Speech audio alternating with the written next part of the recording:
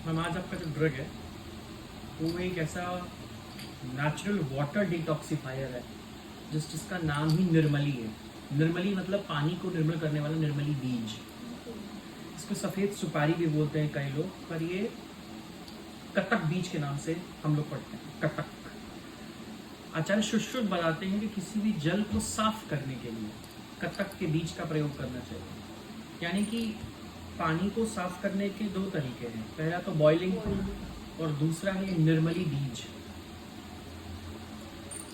कि जिस भी पानी में जाता है इसको और साफ बनाता है। इसका प्रयोग ट्रेडिशनली पहले किया जाता था कि कुएं में डाला जाता था, बाल्टी बाल्टी। हर सीजन जैसे चेंज होता था बरसात के बाद इसके बोरे बोरे पलट दिए जाते थे कुएं के अंदर, या फिर इस पेड़ की लकड़ी इस्तेमाल की जाती थी कुआं बनाने में। कुएं को बनाने में नीचे जो नीचे बेस बनाया जाता है उसमें इसकी लकड़ी इस्तेमाल की, जामुन की लकड़ी और इसकी लकड़ी इस्तेमाल की जाती थी। पूरी तरीके से साफ करता है। च्यवनप्राश में भी इसका प्रयोग करते हैं, यानी कि आपके ब्लड में जो जलीय अंश है उसको भी ये साफ करने का काम करता है। ये विषग्न प्रॉपर्टी इसके अंदर है, यानी कि बॉडी का जो जलीय विष है, लिक्विड फॉर्म ऑफ पॉइजन है, उसको ये दूर करता है नॉर्मली। हम लोग इसका बहुताया प्रयोग करते हैं, आंखों में भी इसका इस्तेमाल करते हैं। अगर आपने कोई दूषित जल पी लिया है तो औषधि को इसके अनुपान के साथ दिया जाता है, नॉर्मली के साथ दिया जाता है। यानी कि जितना आपके ये टेबल पे ये होना चाहिए, सिर्फ वैद्य के टेबल पे नहीं बल्कि हर किचन के टेबल पे ये होना चाहिए। यानी कि फॉर एग्जांपल मान लीजिए आपने कोई बासी पानी पी लिया, आपने वैसे बॉटल उठाई, आपने पी लिया, आपको पता चला ये तो 5 दिन पुराना पानी था। हम ये गलती करते हैं, हम सब खुद ये गलती करते हैं। हमें लगता है ये ताज़ा भरा हुआ है, मैं तुरंत पी लेता हूँ, तो वैसे हम पी लेते हैं। ऐसे केसेस में इसका और अजवाइन का पानी हम लोग सजेस्ट करते हैं कि वो तुरंत बॉडी को डिटॉक्सीफाई कर देता है इंस्टेंटली। तो निर्मली बीज is something that very useful, very house hold known drug जिसको बोल सकते हैं, ये हो सकती है। सिर्फ काली मिर्च या हल्दी नहीं, बल्कि निर्मली इज बहुत traditionally used in north India, बहुत हैवीली यूज होती थी।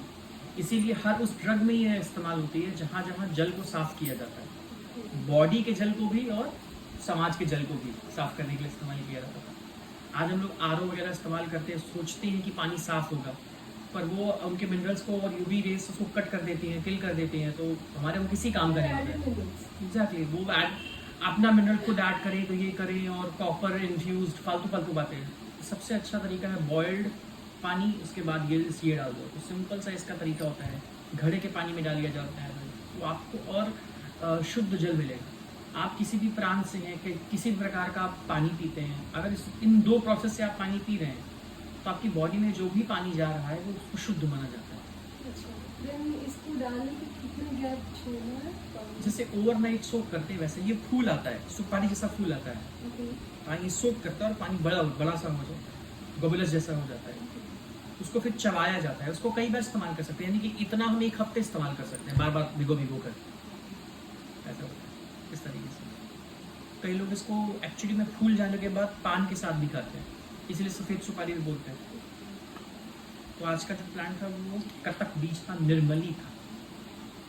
कल मैं आपको ऐसी एक और चीज़ों के बारे में बताऊंगा, और इसी बात से आप ये भी इन्फर कर सकती हैं कि आप मान लीजिए आपने कोई गलती से पॉइजनस दूध या पॉइजनस पानी पी लिया, विषाक्त पानी पी लिया, जूठा पानी पी लिया, लिक्विड कर लिया, तो उसमें इसका प्रयोग किया जा सकता है ऐसे केसेस में।